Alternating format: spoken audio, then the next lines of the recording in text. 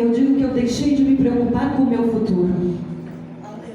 Eu nem penso no dia de amanhã. Porque o dia de amanhã pertence ao Senhor.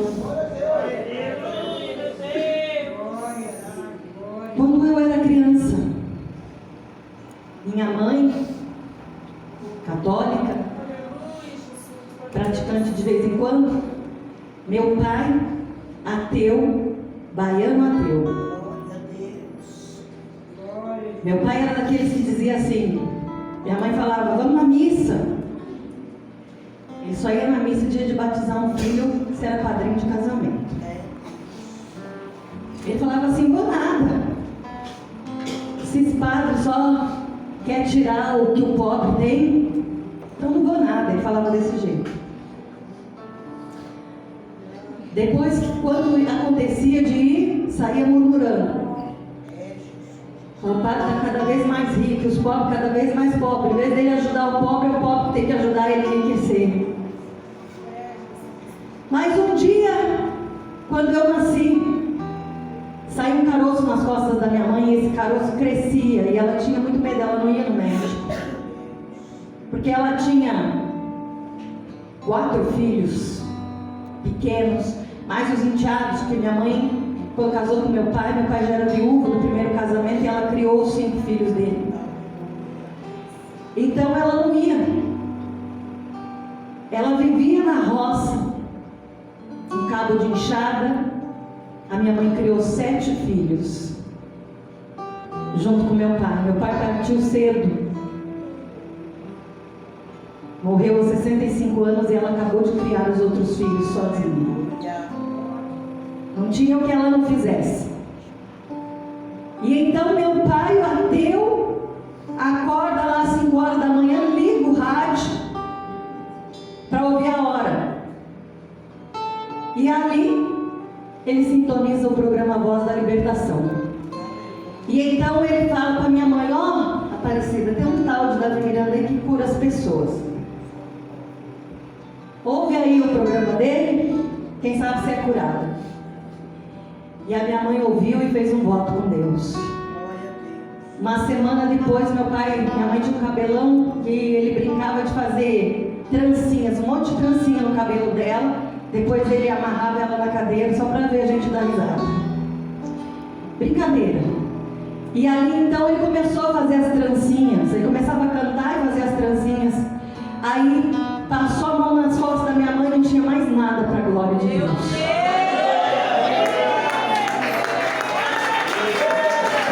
Aleluia! Minha mãe aceitou Jesus através do rádio. Servimos a Deus 2 anos através do rádio, porque não tinha igreja Deus é Amor. Passamos a servir a Deus pela doutrina, tudo certinho. E um dia eu acordei de manhã, isso lá na roça, morava lá na roça.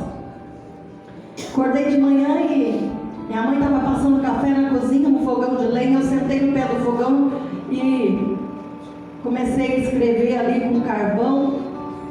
Aí falei para ela, mãe, eu queria contar uma coisa para a senhora, mas eu estou com muita vergonha, porque lá no Paraná fala vergonha. Aí ela falou assim, deixa de ser boba, menina, eu sou sua mãe. Eu falei, mãe, a senhora vai rir de mim, promete que a senhora não vai rir de mim? Ela falou assim, se não for engraçado, não vou rir não. Aí eu falei para ela, eu sonhei que eu estava casando com o filho do missionário Davi Miranda.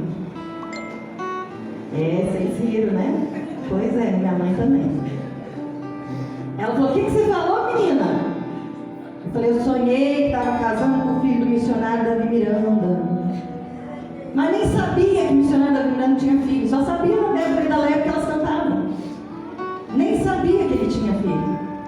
Aí ela deu risada. Passou um tempo. Meu pai ficou muito doente, teve que colocar um marca-passo. Nós fomos morar na cidade. Aos 12 anos comecei a trabalhar para ajudar dentro de casa. Tinha mais 3 irmãos pequenos. Não era fácil naquele tempo. E aí então eu decidi morar em São Paulo com a minha irmã mais velha, que já era casada e morava lá. Fui para São Paulo.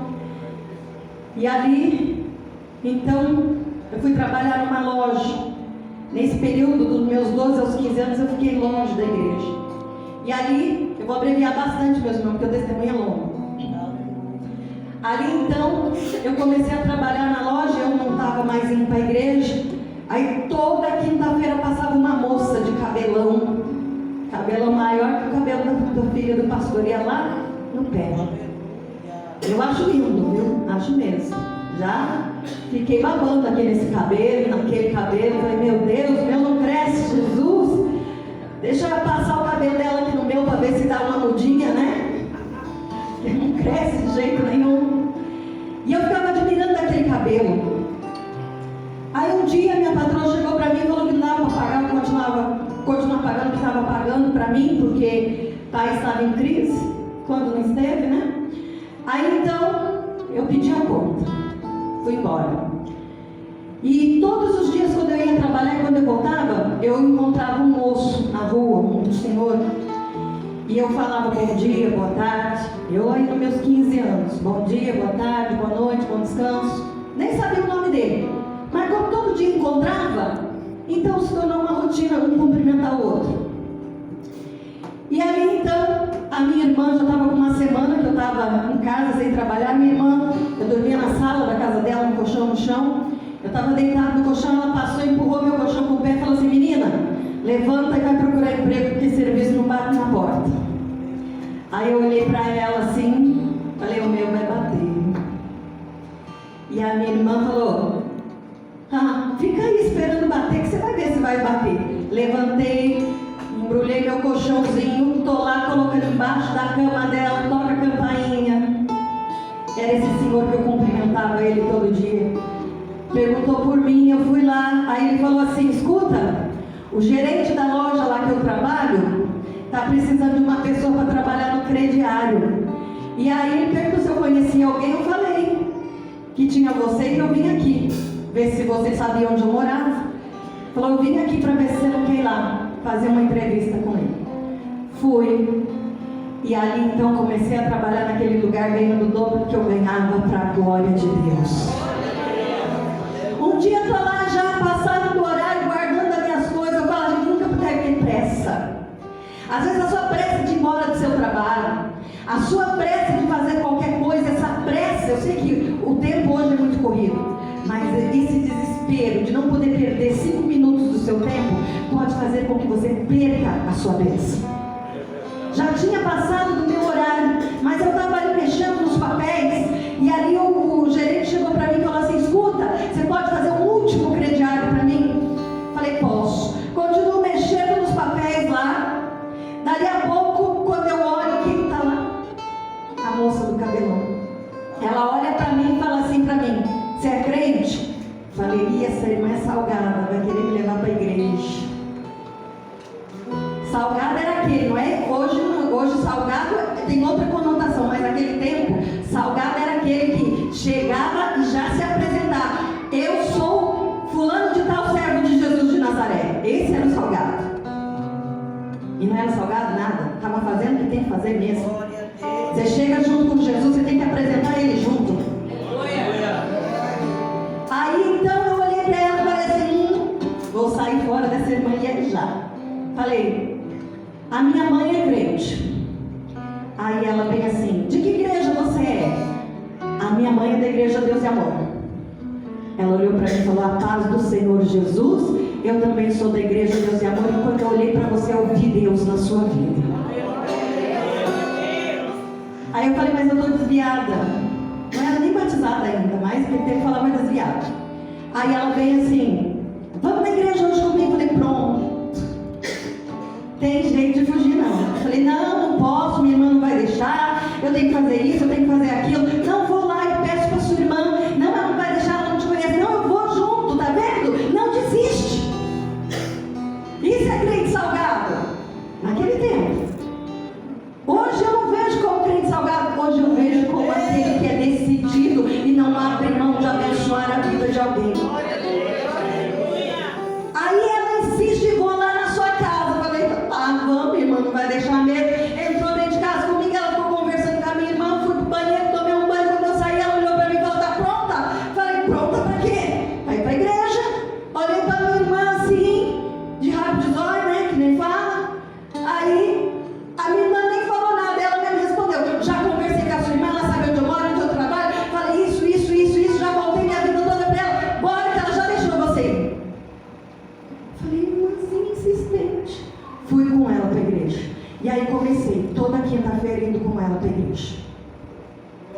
Um dia estou eu lá na Conde Sarzedas, culto de Pentecoste, eu sentadinha lá, o pastor, quem quer ser batizado com o Espírito Santo de Deus, levanta sua mão e vem aqui na frente. Eu levantei minha mão bem tímida, mesmo que eu era muito tímida, e falei assim, eu vou lá, já fui, nunca aconteceu nada, mas eu vou de novo. Aí fui, uma obreira toda fervorosa chegou, botou a mão na minha cabeça e falou assim para mim, fecha os olhos, liga o seu pensamento só com Deus, desliga da terra e diga glória, glória, glória, glória, glória. E eu fui, glória, glória, glória. De repente eu já não senti mais o chão que eu estava pisando, a minha boca ficou adormecida, os meus lábios começaram a tremer, e quando eu me dei por conta, eu já estava falando em mistério com Deus, eu já não era mais a mesma pessoa, eu tinha sido transformada pelo Espírito de Deus. Bora lá então. Aí mergulhei de cabeça. Falei, se é para entrar na presença de Deus, tem que ser inteira. Essa coisa de ficar só olhando de longe dá certo não. Dá certo não. Eu quero os dons que eu puder receber, eu quero viver para Deus, eu quero... E comecei evangelizando nas favelas, não perdi a vigília, não perdi o que eu tinha oportunidade, estava ali. Tinha um congresso da mocidade, um dia entrei no congresso para participar também, fui com a jovem comprar lá o tecido do vestido, conheci uma outra jovem com ela, me tornei amiga dessa outra moça. Um dia eu chego para ela e falo assim para ela, vou te contar uma coisa, você não dá risada não, tá? Porque o negócio é sério, não é para dar risada não. Mas eu acho que você vai rir, porque a minha mãe também riu. Falei, isso aqui que eu estava casando com o filho do missionário Davi Miranda, nunca tinha visto ele na minha vida. Já sabia que ele existia, mas nunca tinha visto. Aí então, o que aconteceu? Ela olhou para mim e falou assim, esse seu sonho não é só sonho, é revelação, esse sonho é de Deus. Eu conheço o Daniel, e eu vou te apresentar ele, porque ele falou para mim um dia, que se um dia ele encontrasse uma mulher temente a Deus, como o coração dele buscava, ele ia se casar. Aí ela marcou tudo, conseguiu o telefone dele para mim, ó, passou o telefone, falou, não liga que eu ainda não conversei com ele. Eu falei, tá bom. Mas um dia eu estou sentada lá, olho pro telefone, olho pro número, olho pro telefone, olho pro número, a hora não passa, olha pro relógio, não passa a hora. Aí eu falei, vou ligar. Ligo, não ligo, ligo, não ligo, ligo. Ele fala alô, quando ele fala alô, eu desliguei. E agora? Vou ligar de novo. Liguei de novo, botei um hino para tocar. Terminou o hino, ele, fulano de tal, canta bem. Eu desliguei de novo. Não falei mais nada. Fui visitar meus pais lá no interior do Paraná. E ali então, quando eu volto para São Paulo, a minha amiga me liga e fala assim, encontrei com o Daniel. E ele chegou para mim e falou assim para mim, tem uma moça, tem uma pessoa que fica ligando lá na minha casa. Tinha mais gente, não era só eu não, viu? Porque tinha um bando de mulher interessada. Aí liga e desliga, liga e desliga. Outro dia uma ligou, botou o hino para tocar e depois desligou. Aí ela falou, fulano de tal canta bem. Falou, então foi você. Não fui eu, mas eu sei quem foi. E aí despertou a curiosidade dele para querer me conhecer. Marcamos o encontro na casa dessa jovem. Quando eu cheguei lá, ele olhava para mim e falava assim, eu te conheço. Eu já te vi em algum lugar, eu sei quem você é, eu já te conheço, tenho certeza que eu te vi. Não é você não, não sou, você nunca me viu. Não, eu já vi. Quando foi um dia ele falou, o telefone tocou em casa, ele falou assim, lembra que eu falei que eu te conheci, que eu ia lembrar de onde eu te conhecia? Eu falei, lembro. Ele falou, já sei de onde eu te conheço. Aí perguntei de onde, ele falou assim, quando eu tinha 13 anos, eu tive um sonho. E nesse sonho eu estava me casando. E a noiva que eu via do meu lado no casamento era você. Esta noite Deus me deu de novo o mesmo sonho e acrescentou. Depois do casamento, aí então ele me mostrou eu no altar pregando e você sentada no banco do lado. Foi tudo muito rápido, 5 meses. Eu conheci ele em fevereiro, comecei a namorar em março, fiquei noiva em junho, em julho casei. Já se passaram 33 anos, vai completar dia 27 agora. Tivemos 3 filhos. Eu vou abreviar bem então. Gabriel vai fazer 30 em novembro e a Thalita com 27. E aí começam as lutas, né? Casou é só bênção. Não, é aí que as lutas começam. Eu tinha 16 anos, ele tinha 21. E então eu fico grávida do primeiro filho. Gravidez de risco, de alto risco. O meu útero expulsa o bebê o tempo todo. Eu tenho que passar por cirurgia, eu tenho que ficar de repouso o tempo todo, eu tenho que tomar um montão de remédio, eu sou internada, tem toda uma situação. E então a médica marca o parto porque minha pressão sobe demais. E ela fica com medo, então eu queria tentar parto normal, fui lá tentar o parto normal. Só que o que aconteceu? Eu desmaiei, eu perdi o sentido, eu tive pré-eclâmpsia na mesa de parto, meu filho com 2 voltas do cordão umbilical no pescoço e ele não nascia.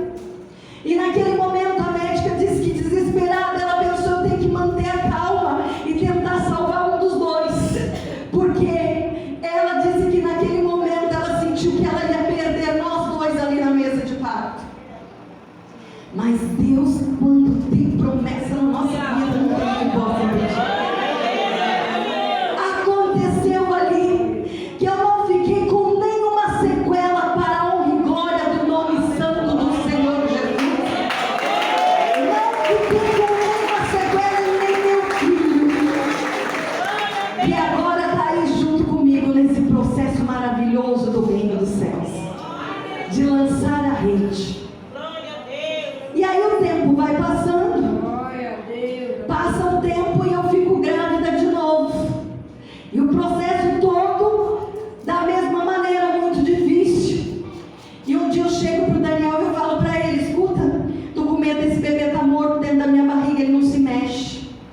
Só falo para ele, ele fala, vai no médico fazer um ultrassom para ver se está tudo bem então. Mas eu não fui, eu fui para a igreja. Quando eu cheguei lá na igreja, Deus usou o pastor para dizer assim, aqui tem uma irmã gestante que você disse, essa semana você falou para alguém, eu estou com medo do bebê estar morto dentro da minha barriga, levanta a sua mão e vem na frente. Eu levantei minha mão e fui na frente. Quando eu cheguei lá, ele falou assim, Deus mandou dizer que seu bebê não está morto não, e ele não só está vivo, como Deus está dizendo que está fazendo uma operação no seu bebê dentro da sua barriga agora. A irmã crê? Eu disse, eu creio. Ele orou por mim juntamente com a igreja. Todo o processo de novo, cirurgia, fiquei internada, tudo de novo. Chegou o dia do parto, meus filhos nasceram todos antes do tempo. A médica marcou o parto porque minha pressão estava alta demais de novo. Aí então, quando ela tira o meu filho, ela pega ali a placenta, o cordão umbilical, ela levanta e mostra para mim, ela fala, 30 anos que eu faço parto. Já fiz 8 partos num dia só. Nunca vi um bebê gerado assim nascer vivo. Essa é a primeira criança que eu vejo gerada nessas condições nascer vivo. Ela chama a pediatra, ela chama ali o anestesista para poder mostrar. Ela fotografa porque ela diz, eu tenho que mostrar isso porque bebê gerado dessa maneira nunca vai chegar até o final da gestação e quando chega morre na hora do parto. Mas seu bebê está aqui porque meu filho tinha também 2 voltas do cordão umbilical no pescoço, mas não só isso, ele foi gerado com um nó no cordão umbilical. Deus não deixava ele se mexer dentro da minha barriga, porque se ele mexesse, aquele cordão se apertava e matava o meu filho sufocado dentro da minha barriga. Está agora viajando comigo para todo lugar para fazer a obra junto comigo.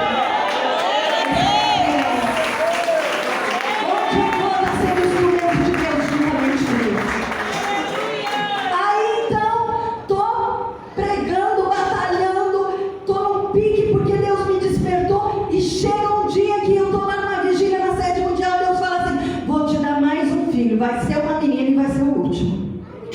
Aí eu falo, ô papai, dá para esperar só mais um pouquinho, que eu comecei a pregar agora, está uma maravilha. Aí Deus diz, não é agora, é no meu tempo, não é no seu tempo. Então, amém, Senhor, que seja feita a tua vontade. Fiquei grávida. E aí veio uma menina, depois de 2 meninos. O Senhor tinha dito que seria o último. Falei, então, papai, amém. E aí, durante a gravidez todo o processo de novo, tinha que ficar internada, fazer cirurgia, tomar muito remédio. Mas quando eu estava boa, eu estava no altar pregando. O médico dizia assim, ó, você pode fazer o que você faz sem muito esforço. Estava eu lá fazendo.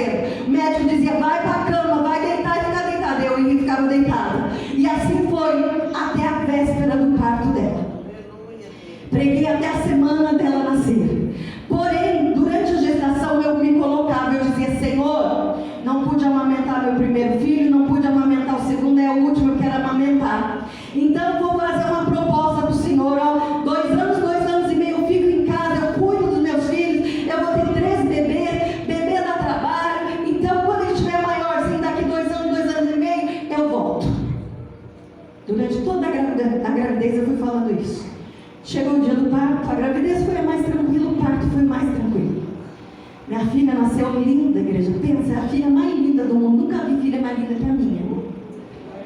E é a cara da mãe dela. É a cara da mãe dela. Nunca vi. Não é, irmã? Tem alguém mais bonito que a sua filha? Claro. Não tem ninguém. Ela disse que tem sim. A Estela disse que tem sim. Pois é. E aí fui pra casa. A médica disse assim, tá tudo bem. Minha mãe ficou comigo lá 3 dias. Falou, vou embora, você tá cuidando do neném, você tá fazendo tudo. Já era uma mãe experiente, né? 3º filho. Aí minha mãe foi embora. E eu fiquei cuidando da minha bebê. E a médica passou para mim 7 injeções. Tomei a primeira, tomei a segunda, tomei a terceira. 7 é o número de Deus, né? É o número de Deus. Quando chegou no último dia, o farmacêutico que ia me aplicar a injeção, ele não pôde ir. A mãe dele sofreu um acidente. Foi o dono da farmácia. Quando ele aplicou a injeção em mim, eu senti a minha perna dar uma repuxada e começou uma dor. Ele foi embora. No dia seguinte, eu já não levantava mais da cama. A palavra de Deus nos diz o seguinte, que o Senhor esquadrinha o nosso andar. Ele nos dá força nos quadris para poder andar. Se o Senhor tira essa força, acabou. E eu acordei, além de acordar com dor, eu não tinha o movimento das minhas pernas. E assim foram, meus irmãos. Assim foram. 12 dias deitada na mesma posição, as minhas costas soltou a pele, encheu de bolhas, porque eu não respirava. Ninguém podia sentar na cama em que eu estava deitada, porque se alguém tocasse no colchão na cama, eu gritava de dor. E era uma dor constante, não é aquela dor que vem porque você se mexeu, não, é uma dor de choque, ela não para. É o tempo todo doendo. A minha médica foi me ver em casa, aí chamou o Daniel e falou assim, temos que tirar ela daqui urgentemente, porque senão ela não vai voltar mais a andar. Quando foi no outro dia, 7 horas da manhã, a ambulância chegou para me retirar em casa. 3 horas da tarde, os enfermeiros chamam o Daniel e falam para ele, olha, não vamos conseguir tirar ela daqui sem anestesista, ela sente muita dor. Chama o médico anestesista para poder acompanhar ela, para poder anestesiar, para levar para o hospital. E assim foi. O anestesista chegou às 4. Quando foi às 7 da noite, ele disse, não tenho mais o que fazer.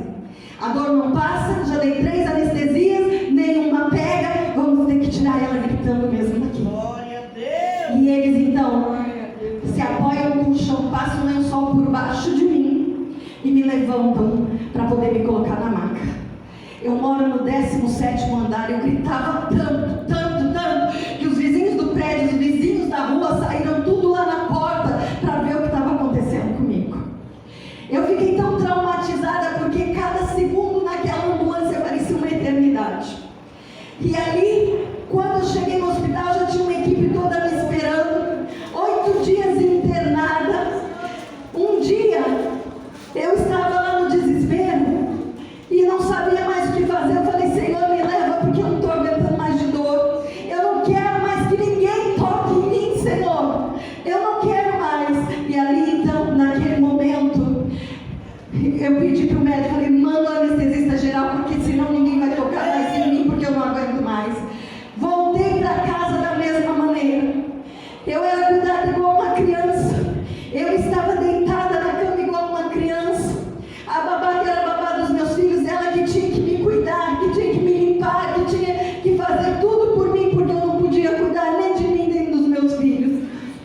Então chegou um momento em que eu, no meu desespero, tentei levantar para tomar um banho, porque eu não conseguia tomar banho. Fazia dias que eu não tomava banho, eu não aguentava mais. Então eu tentei levantar da cama, metade do corpo. Eu passei a noite com a metade do corpo na cadeira e a outra metade na cama, porque eu não consegui nem voltar para a posição anterior. Eu travei ali e não ia mais. Liguei para o médico no dia seguinte, contei para ele como que eu estava deitada na cama. Ele falou para mim, não tem mais o que fazer com você. Eu já fiz tudo que eu tinha que fazer. E ali então ele ficou mudo e eu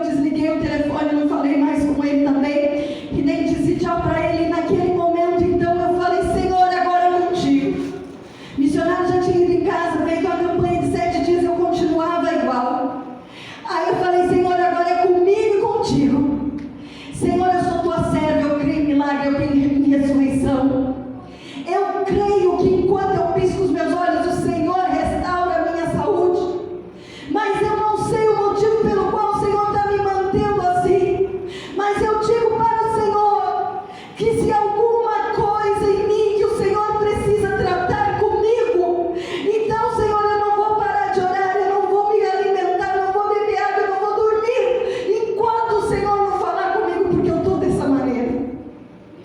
E ali então eu comecei a orar. Isso era por volta das 9 da noite. Quando deu entre 3 e 4 da manhã, Deus começou a falar comigo. Glória. Primeira coisa, Ele me mostrou todas as igrejas que eu tinha passado para pregar. E ali, quando Ele mostrava as igrejas, Ele mostrava as almas que tinham aceitado Jesus. E aí, as primeiras palavras que Ele me disse foi: você não pode colocar a mão no arado e olhar para trás. Você não pode começar e parar a hora que você quiser, porque o dia que você levantou a sua mão para me aceitar, você entregou a sua vida para mim. Portanto, a tua vida não é tua, a tua vida é minha. Você não vive mais, mas sou eu que vivo em você. Não é no seu tempo, não é na sua hora. Eu não posso esperar você descansar 2 anos e meio e depois voltar. Eu sou o dono da obra e tem que ser agora. Oh, glória a Deus. Aí eu pedi perdão para Deus e voltei a Ele. Falei: Senhor, me levanta da cama, porque todas as igrejas que eu passar por primeira vez, eu vou contar que o Senhor me levantou da cama para que eu pudesse lançar a minha rede por toda parte que o Senhor me enviar. E eu nunca vou dizer não. Todo convite que eu receber, eu vou honrar. Eu estarei lá, não importa se enferma, chorando, não importa. Eu cumprirei com a minha palavra. Já fazem 27 anos. 27 anos que isso aconteceu. Desde então eu nunca mais parei de pregar. 3 dias depois de ter voltado a Deus, eu consegui sentar na cama pela primeira vez. 45 dias eu fiquei deitada na cama, na mesma posição. E então eu consegui sentar na cama. Naquela semana eu já voltei a caminhar para a honra e glória do nome santo do Senhor Jesus. E eu estou aqui hoje para a glória dele. Só para concluir, meus irmãos. Só para concluir. Já são cerca de 50 países para a glória de Deus. As capitais brasileiras, e agora estou passando nas cidades do interior, para a honra e glória do nome santo do Senhor. E sabe de uma coisa? Eu esqueci de contar para vocês um detalhe. Além do meu filho Gabriel ter nascido, gerado desta maneira, ele tem uma cicatriz aqui no braço direito dele. Uma cicatriz de 3 pontos e 5 pontos. Todo médico que ele passa faz a mesma pergunta: que cirurgia ele fez no braço? Que operação ele fez no braço? Meu filho nunca fez uma operação para a glória de Deus, mas assim como o Senhor revelou, Ele operou meu filho dentro da minha barriga, deixou cicatrizes ali para que eu soubesse que Ele tinha revelado e Ele tinha feito. Aí, só para concluir agora, estou eu viajando para um lado, para o outro, feliz, contente, tinha um sonho imenso de ir para Israel, conhecer a cidade santa. Me preparei, fui antes, pagando as minhas despesas, custeando tudo. Me preparei, liguei para o pastor Marena, que era responsável da Europa na época. Falei: pastor Marena, eu vou passar por Londres. E de lá eu vou para Israel. Gostaria de pedir a permissão do irmão, se o irmão desejar, para eu passar lá para poder fazer uma campanha ali de 3 dias. E o pastor Marena, na mesma hora: não, com certeza. E eu fui, fiz a campanha de 3 dias. No último dia da campanha, então, eu estava conversando, fui almoçar, ou melhor, depois que eu preguei os 3 dias, no último dia que eu ia embora, então, eu fui almoçar na casa do pastor. E eu estava ali comendo, eu senti uma fisgada na minha cabeça.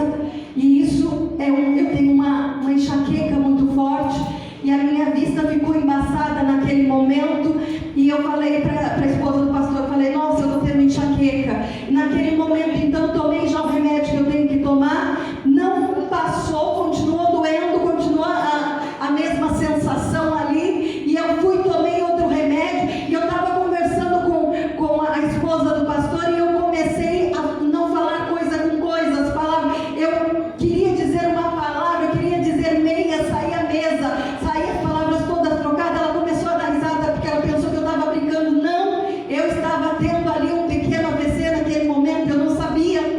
E ali então, mesmo assim, eu embarquei para Israel, mais 4 horas de voo, mais 4 horas de voo para voltar, e mais até Paris, e de Paris para cá, mais 9 horas de voo. Quando eu cheguei, durante 10 dias eu fiquei em Israel com os meus pés rachando de tão inchado que estava. E quando eu cheguei no Brasil, então, meus filhos viram e falaram assim, você vai para o hospital agora, mãe? Me colocaram no carro, me levaram para o hospital. Eu falei, não precisa, só descansar um pouquinho, as pernas vão desinchar. Aí quando eu cheguei no hospital, a médica fez um exame. Ela falou assim para mim, eu acho que você está tendo uma trombose. Eu falei, não pode ser, doutora. Ela falou assim, vou fazer o exame. Fez o exame, ela falou, daqui você não sai mais. Você vai agora subir para ser internada, porque você está tendo uma trombose. Fui para o hospital e o médico no dia seguinte, especialista vascular, foi me ver e falou assim para mim, você fez todo esse trajeto depois que você passou mal em Londres? Contei toda a história para ele. Aí eu falei assim, foi, doutor. Aí ele falou assim, e você chegou, voltou de avião? Aí ele olhou para mim e falei assim, fiz todo esse processo. Ele falou assim para mim, olha, tem situação que a gente não explica não. A tua sorte é que Deus guarda. Existem 2 tipos de trombose. Existe a trombose venal, que ela dá na veia. E quando ela dá na veia, então se ela se move, ela vai para o coração. E essa dá tempo de socorrer. E existe a trombose vascular, que ela dá no músculo, e ela não vai para o coração, ela vai para o pulmão, e ela mata de imediato. Qual que você acha que você teve? É a vascular. Ele falou, não, você teve a muscular. A tua sorte é que Deus guarda, porque era para a tua família ter recebido você dentro de um caixão. A tua sorte é que Deus guarda.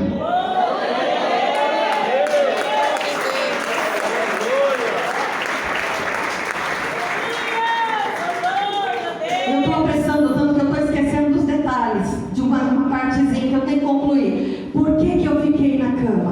Quando o médico, o farmacêutico aplicou a injeção, ele atingiu o meu nervo ciático.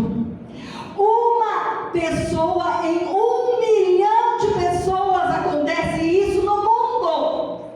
E eu fui essa pessoa que aconteceu isso. Eu fui essa pessoa que aconteceu isso. Além disso, ele não limpou para aplicar a injeção, entrou uma bactéria. E a lesão que eu tenho no nervo ciático é enorme. 6 anos depois eu fiz um mapeamento dos nervos do corpo. E ali no mapeamento o médico disse assim para mim, olha, o exame é feito e entregue na hora, mas eu preciso de 3 dias para te entregar. Falei, tá bom. Venceu os 3 dias, eu fui lá. Aí ele falou assim, olha, eu pedi 3 dias para você porque eu precisava consultar computador, eu precisava consultar livro, eu precisava reunir uma equipe médica para conversar, para discutir, para tentar achar uma resposta aqui para você. Mas, infelizmente, ele falou assim para mim, é até antiético eu dizer isso para você. Mas eu não tenho outra palavra senão milagre. Você anda por milagre, porque o tamanho da lesão que você tem no nervo ciático não era para você nunca mais voltar a andar. Aí, voltando na parte da trombose, o médico fala assim para mim, você não fuma, não bebe, não toma anticoncepcional, não tem explicação essa trombose, a tua idade não é a idade de ter trombose. Vai no hematologista e pede para fazer ali então um exame do seu sangue para poder saber o que é. Cheguei, contei tudo para a doutora, ela falou assim para mim, 95% eu já posso dizer para você o que é. Preciso só de um exame para confirmar. Fiz o exame, cheguei lá, ela olhou para o exame e ela falou assim, interessante, você não teve nenhum aborto? Falei, tive não, doutora. você tem 3 filhos? Eu falei, tenho 3 filhos. Aí ela falou, então, tem explicação para tudo.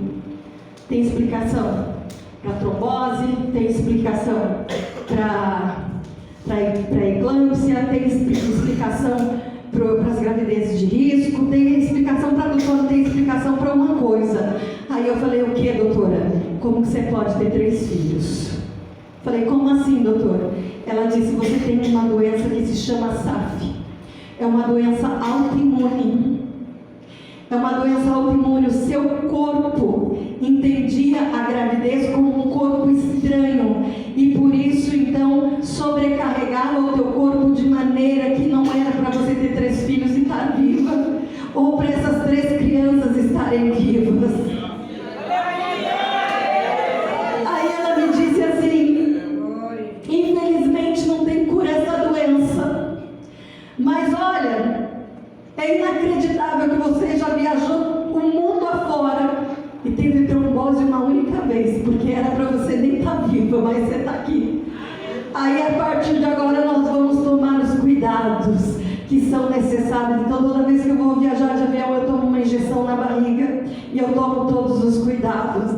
Ou seja, eu sou um milagre todos os dias. Todos os dias eu sou um milagre.